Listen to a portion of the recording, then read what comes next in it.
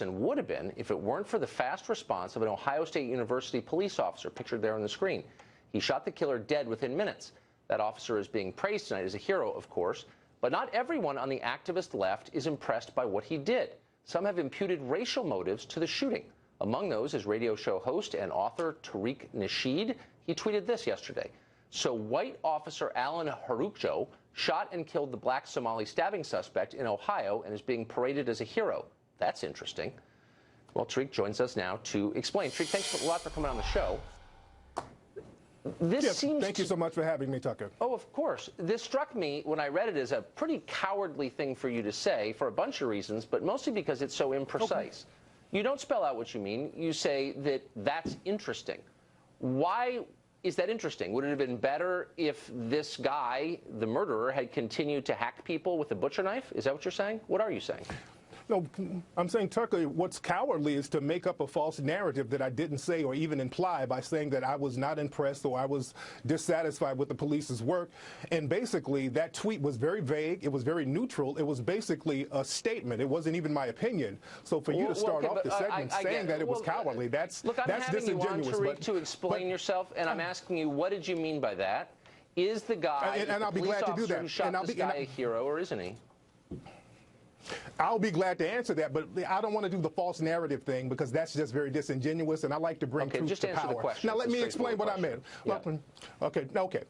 No, I didn't think that the guy was wrong for what he did. The guy was a hero.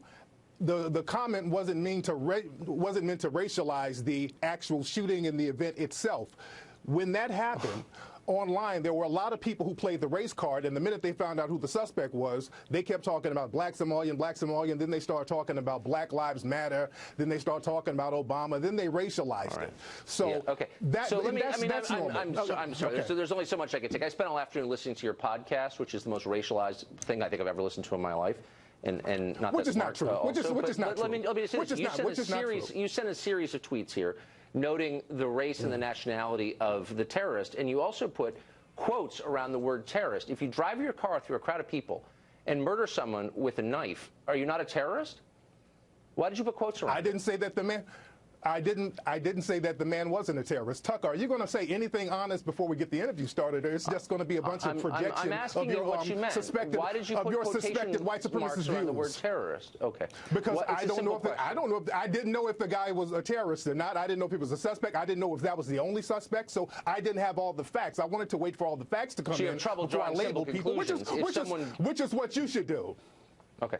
If someone drives his car through a crowd of people, here's what we knew from the first moment this happened. A guy drove his car through a crowd of people, intentionally hitting them, and then he attacked one of them with a knife.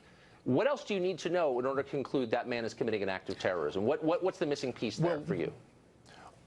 We didn't get all the facts initially because initially they said that there were other suspects. So I didn't have all the facts in. So I wasn't in the position to label anybody or bring my opinion to the table. I wanted to wait to see what all the facts were before I labeled people. And that's what you should do, Tucker. No, you didn't. What you were trying to do is incite race hatred, which is what you do for a living, making this about race from the very start, when in fact race played no role. Now, you make the claim repeatedly in your writings and on your show that this is a, quote, white supremacist country. The guy who did this was imported here at taxpayer expense from Somalia. He was living, I believe, entirely on taxpayer expense. It was government-subsidized education at Ohio State. Why would a white supremacist country import Africans in large numbers and then pay for them to live here? I don't understand. It doesn't speak in narratives. It doesn't really fit your narrative, does it? So we don't live in a system of complete white supremacy? Everybody's lying, Tucker? Huh. So the overwhelming majority of immigrants to this country are non-white. Why would a white supremacist country import massive numbers of non-white immigrants? Not to blow your mind, when you say non-white, I mean, there's Hispanic people who you say are non-white, but they're labeled as white. There are a lot of people who are classified as white that you say are non-white. So you play this racialized game. So who's non-white and who's white? Okay, look, I guess the point I'm making is that it's not 1955. It's a totally different country from the one you seem to be addressing on Twitter and in your podcast. Then answer this. How is it different, sir? In your tweet, it's different in this way. It is an entirely multi-ethnic country. It's not just black people and white people, one oppressing the other. It's a much more complicated landscape, as you may have noticed if you go outside. And so when you tweet out that this is a story of a white man killing a black man, that is misleading. That's not at all what happened. There was no racial motive that we know of here, and you're implying there was. I didn't say there was a racial motive. Your financial. Well, of course you did. You said I the did say white that. officer I mean, shot this is, a black Somali suspect.